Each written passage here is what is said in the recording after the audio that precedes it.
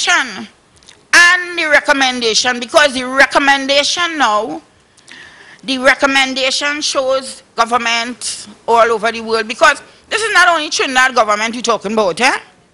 It's governments all over the world, because not one country has recognized domestic as workers. And so far, the two countries that may be leading with respect to protection is South Africa and Trinidad and Tobago. You know? And that couldn't happen if we didn't have union, if we didn't have strong unions.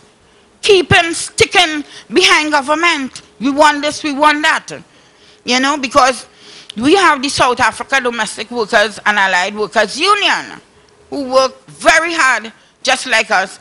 And the thing about getting international conventions and things like that, you see, we must not only study about local advocacy, but we must bring our plight to the international network, the international. That way we can all join as forces and fight for what we want. And that was what we did with this convention number 189. Now, domestic workers are not covered under the Occupational Safety and Health Act. Yet domestic workers have to face all kind of health issues within the workplace. But who is looking out for the health as well as the safety of domestic workers? All over the world, this question has so far barely been taken into account. Because we have a domestic worker who she worked over 20 years with this woman.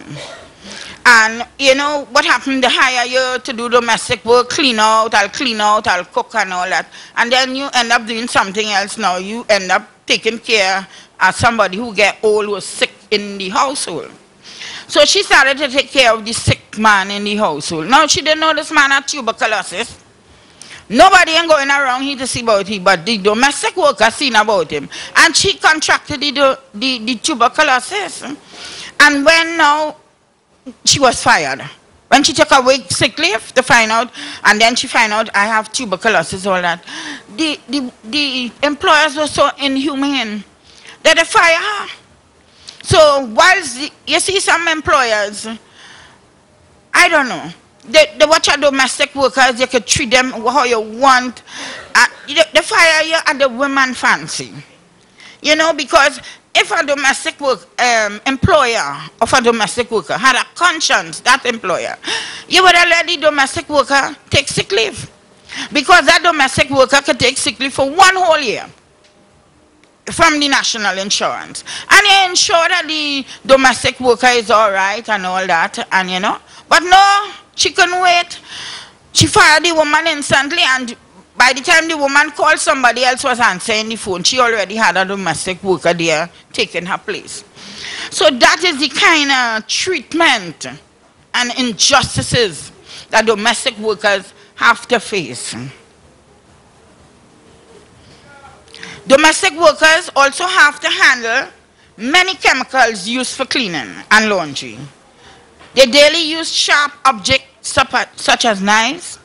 They often lift heavy loads, including mattresses and furniture to clean, or indeed household members who are sick, as I just talked about, elderly or disabled.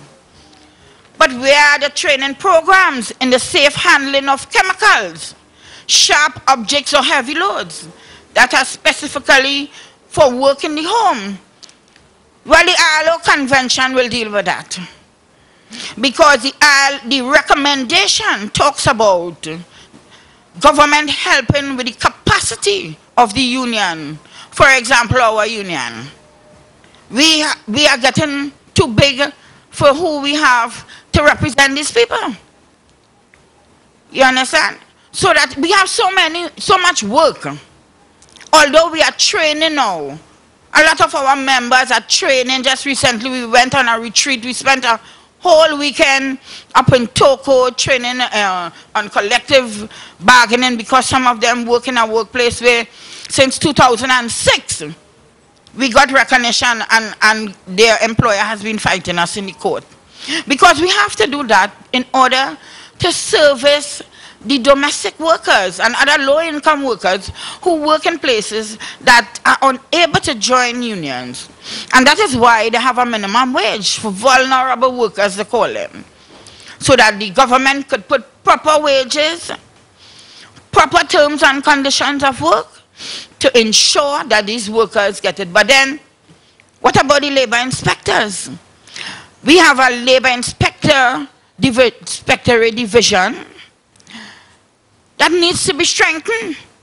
They don't have enough labor inspectors for the amount of people in the informal sector in Trinidad and Tobago to deal with that. You know? So when I first started to do this work, I always in some confusion with the labor inspectors. You know, so they feel, but when I really check it out and after years of experience with my work, I realize it's not the labor inspectors. It's the state who's supposed to be strengthening the labor inspectorate division, ensuring that you have labor inspectors there, that when people come with their complaints and all this thing, and I'm sorry that Mr. Norton Mitchell is not around to tell us a little about the labor inspectorate division and how, because I'm sure you all will want to know, when you have a complaint, some people don't want to come by the union, they will run by the labor inspector. And no matter where you run, the employer will still vex with you, because no employer likes to know that you pick up a case or you stand up for your rights, because you have to always be saying yes, yes, yes, and not one day you could say no, because you'll get fired.